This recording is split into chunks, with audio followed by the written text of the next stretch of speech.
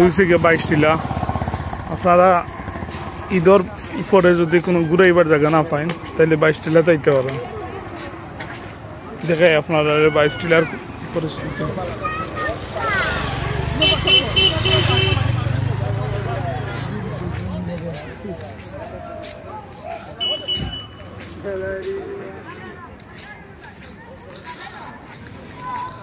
আমরা সিলেটের 22 টিলা।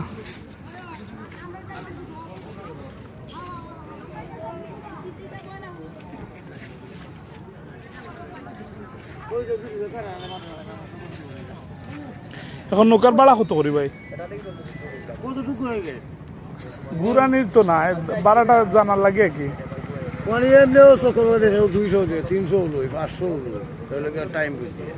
মানে ঘন্টা আধা ঘন্টা ওলা 200, 300, 500 কুড়াইয়া নানি? ও তো না, ও বিরিত করে যাইব 200 টাকা কমানো যায় এটা।